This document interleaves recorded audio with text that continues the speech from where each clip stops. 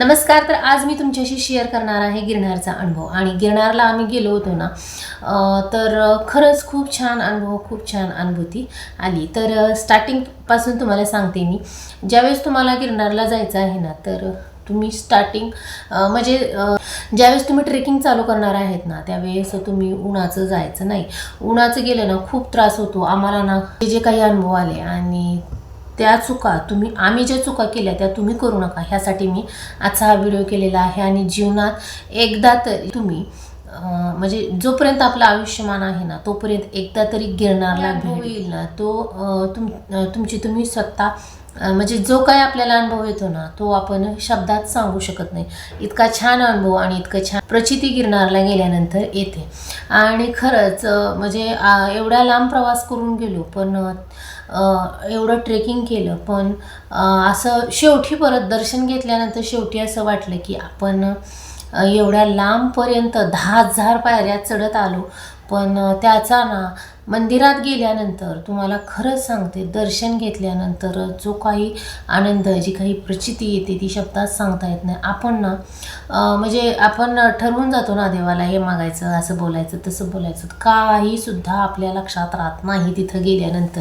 आणि आपण एकदम आपल्या मनामध्ये जे काही साचलेलं असतं, भरलेलं असतं, ते सगळं आपण तिथं विसरून जातो. आणि जे काही मागायचं आपण ठरवलेलं असतं ना, ते सुद्धा आपण तिथं मागू शकत नाही. कारण माइंड एकदम आपलं मोकळं झालेलं असतं. कारण का, आपण काही मागतही नाही. आणि काही ती देवाची मूर्ती बघितल्यानंतर, पादुका पाहिल्यानंतर मन अगदी एकदम तृप्त होतं.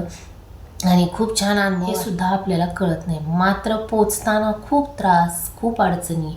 आणि वेळोवेळी आपल्याला कोणी ना कोणीतरी आपल्या ओळखीचं कोणीही नसतं तिथं, तरी वेळोवेळी आपल्याला कोणी ना कोणीतरी काहीतरी सजेशन देतच, हे करा, ते करा, असं करा. आणि वेळ पडली तर आपल्याला चालू वाटत नसलं तर आपल्याला तिथं तुमचे पाय दुखायला लागलेले, गोळी घ्या, अशी गोळी न मागता आपल्याला गोळीसुद्धा लोक देतात, पाणी देतात, असं इतकं हेल्प करतात. आणि खरंच गिरनारला जायचं हे माझं खूप दिवसापासून चाललं होतं. आणि प्लॅनिंगच होत नव्हतं जायचं. आणि देवाला मी कौलसुद्धा लावलेला होता की मी गिरनारला जाईल का म्हणून. तर तो कौलसुद्धा नाही म्हणून आलेला होता. त्यावेळेस पण मात्र मी खूप अपसेट झाली, नाराज झाली, की खूप वाईट वाटलं. अरेच्या पल्याला जायचं आहे, एवढी आपली इच्छा आहे, तरीसुद्धा आपल्याला नाही म्हणून कौल आलेला आहे. तरीसुद्धा कसं असतं, ज्यावेळेस आपण खरंच आपल्याला इच्छाशक्ती जर प्रबळ असेल तर आपण ती गोष्ट जिंकतोच. तर तसंच माझ्या बाबतीत घडलं. आणि शेवटी आम्ही गिरनारला गेलो. आणि विशेष म्हणजे आम्ही गिरनारला चालत गेलो 10,000 पायऱ्या. येताना 5,000 चालत आलो. आणि वेळ नसल्यामुळे नंतर खाली शेवटपर्यंत चालत यायला वेळ नसल्यामुळे नंतरच्या 5,000 पायऱ्यापासून जे रोपवे आहे तिथून आम्ही रोपवेनं आलो. तर सुरुवातीला तुम्हाला सांगते, जाताना सुरुवातीला मारुतीचं मंदिर आहे आणि तिथं दर्शन वगैरे घ्यायचं, नारळ वगैरे अर्पण करायचा. आणि मारुतीला नमस्कार करून आपण म्हणायचं की धैर्य दे, सामर्थ्य दे, शक्ती दे हा पर्वत चढण्यासाठी. कारण तेवढंच वाक्य मी बोलले होते, धैर्य, शक्ती, सामर्थ्य एवढं सगळं दे आणि बळ दे, ह्या गोष्टी बोलले होते. तर खरंच त्या गोष्टी साध्य झाल्या. आणि पूर्ण देवापर्यंत आम्ही गेलो. थांबत गेले बरं का. मी सगळ्यात स्लो म्हटलं तर मीच होते. एकदम हळूहळू तिथं नमस्कार करायचा. कापूर असेल तर घेऊन तिथला कापूर तुम्ही तिथं लावू शकता. आणि तिथून पहिल्या पायरीपासून तुम्ही एंट्री करायची पर्वतावर चढण्यासाठी. तर पर्वतावर चढताना बऱ्याच अडचणी येतात. आणि 3,000 पायऱ्यापर्यंत एवढी माकडं, बापरे, इतकी की सांगू शकत नाही, इतकी प्रचंड माकडं. आणि त्रास काहीसुद्धा देत नाहीत बरं का. आपल्या हातामध्ये काट्याच ऑलरेडी असल्यामुळे ते आपल्या जास्त जवळ पण येत नाहीत, किंवा आपल्याजवळ ज्या काय वस्तू आहेत त्यासुद्धा ते हिसकावून घेत नाहीत. आणि त्यांचीच भांडणं वगैरे चाललेली असतात त्या माकडांची, पण आपल्याला त्रास वगैरे देत नाहीत. माकड म्हणण्यापेक्षा ते वानरच होते. जोपर्यंत 10-10:30 वाजलेल्या होत्या ना, तोपर्यंत आम्हाला जास्त ऊन लागत नव्हतं, कारण पर्वताच्या पलीकडे सूर्य असल्यामुळे सूर्य असा वरती आलेला नव्हता, ऊन लागत नव्हतं. तोपर्यंत बरं वाटत होतं. सावली वगैरे, झाडं वगैरे भरपूर आहे, जंगल टाईपच आहे ते सगळं. आणि परत 10:30-11 नंतर जसं आम्ही वर जाईल तसं सूर्य डोक्यावरती यायला लागला 12 वाजल्यानंतर, आणि हळूहळू ऊन लागायला लागलं. आणि तिथून मात्र खूप असा त्रास, म्हणजे लगेच नाही जाणवला पण त्रास जाणवायला लागला. आणि नंतर परत जैन मंदिरापर्यंत 3000 पायऱ्या झाल्यानंतर परत ज्या काही 3,000-3,500 पायऱ्या झाल्यानंतर नंतर 1,500 जैन मंदिरापर्यंत ना एकदम अशा खड्या पायऱ्या आहेत, असं खडं जावं लागतं रोपवेपर्यंत, तशा पायऱ्या आहेत. आणि खूप तिथं पण खूप त्रास होतो चढताना. असं थोडं चढलं का बसावं वाटतं, थोडं चढलं का बसावं वाटतं. आणि बसण्यासाठी सुद्धा तिथं बऱ्याच छान सोयी आहेत की तुम्ही रेस्ट घेऊन जाऊ शकता. आणि जेवढं तुम्ही जास्त रेस्ट घेताल ना, तेवढं तुम्ही जास्त स्लो होणार, असं होतं.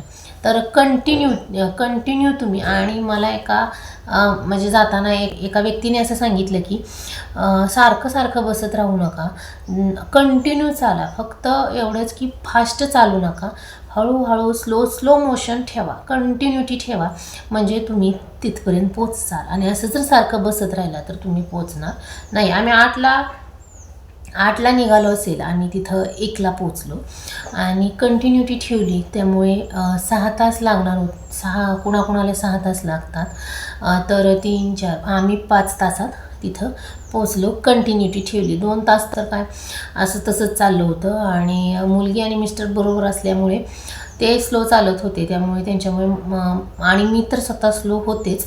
आणि ते 5,000 पायऱ्यापर्यंत आले, आणि रोपवेनं परत ते खाली आले दोघंजण.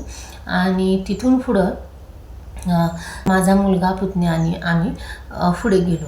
रस्त्यामध्ये तुम्हाला ना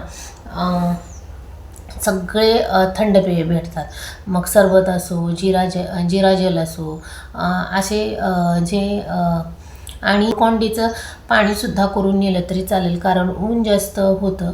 आणि त्यावेळेस ग्लुकॉनडीचा उपयोग म्हणजे ग्लुकॉनडी पिलं तर तुम्हाला एनर्जेटिक वाटलं असतं. पण त्या परत आमच्या काही गोष्टी लक्षात आल्या की आपण हे घ्यायला पाहिजे होतं.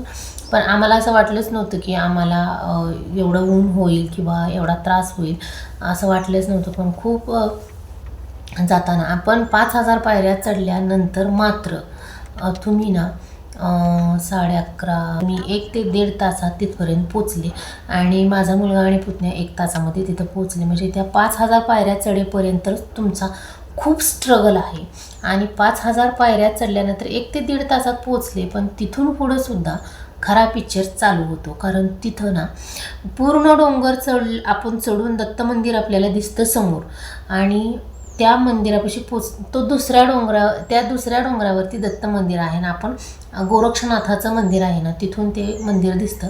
कारण गोरक्षनाथांनी सांगितलं होतं की मला माझ्या मंदिरापासून तुमचं मंदिर दिसलं पाहिजे. त्यामुळे गोरक्षनाथाचं मंदिर असं वरती आहे, आणि थोडंसं खाली दत्त मंदिर आहे, अशी कहाणी मी ऐकली होती. गोरक्षनाथाचं थोडंसं उंच आहे आणि थोडंसं खाली दत्त मंदिर आहे. पण असं आहे दत्त मंदिर. तुम्ही गिरनार पर्वताचे फोटोसुद्धा पाहिले असतील. असे निमुळतं वरती होत गेलेलं आहे, आणि टोकावरती दत्त मंदिर आहे, आणि थोडासा स्पेस आतमध्ये सुद्धा मंदिरामध्ये आहे. तर खाली जायचं, आणि खालून परत त्या पर्वतावरती वरती जायचं. सगळं असं झिगझॅग टाईप, आणि पायऱ्या अशा खड्या. आणि पण ते पटकन अंतर पार झालं. ज्या 5,000 पायऱ्याला त्रास झाला ना, तो त्रास पुढं त्या पायऱ्यांना होत नाही. पण ते दिसताना खूप मात्र भयानक आहे. असं वाटतंय की आता आपण ट्रेलर बघितलं आहे, आता खरा पिक्चर इथून चालू होणार आहे असं वाटतं. आणि खराच पिक्चर तिथून चालू होतो बरं का, कारण ते बघूनच भीती वाटते. आणि तिथून पुढं गेल्यानंतर त्या मंदिराच्या पायथ्याशीच तिथं दोन्ही तिथं भेटते. ते जो काही अंगारा आहे तो आपण घेऊन यायचा आहे. त्यालासुद्धा 700 पायऱ्या आहेत तिथून उतरून खाली जायला. तर आम्ही काही ते आणलं नाही, कारण आम्ही हे चालूनच इतकं थकलो होतो की आम्ही तो अंगारा वगैरे काही आणला नाही. आणि नंतर मग तुम्ही तिथून भरपूर पायऱ्या आहेत, तिथून वर पर्वतावरती जाऊ शकता. आणि इझिली जसं जवळ जाईल ना तसं तुम्ही एकदम मंदिरामध्येच जाता. जवळ जाईल तसं मंदिरात गेलेलंसुद्धा तुम्हाला कळत नाही इतकं जवळ गेल्यानंतर आपल्याला छान म्हणजे जसं आपण जवळ जाईल ना तसं छान वाटतं. आणि ज्यावेळेस मंदिराच्या जवळ गेल्यानंतर असं गोल सर्कल टाईप एक असं भुयार टाईप आहे आणि तिथून इतकी छान हवा येत होती. तिथं ना जवळजवळ मी 5 ते 10 मिनटं थांबली होती, कारण उन्हानं इतकं असं खूपच त्रास होत होता. तर तिथून असं जणू काही AC चालतोय ना तशी हवा लागत होती आणि खूप सुंदर. तिथं अक्षरशः मी ना 10 मिनटं थांबले आणि खूप छान अशी हवा घेतली आणि नंतर गेले. आपल्याला गरम झाल्यानंतर ऊन लागल्यानंतर फॅन खाली बसल्यानंतर कसं छान वाटतं तसं. पण तुम्हाला सांगते जाईपर्यंत 5000 पायऱ्या चढेपर्यंत निगेटिव्हिटीज नाही होऊ शकणार.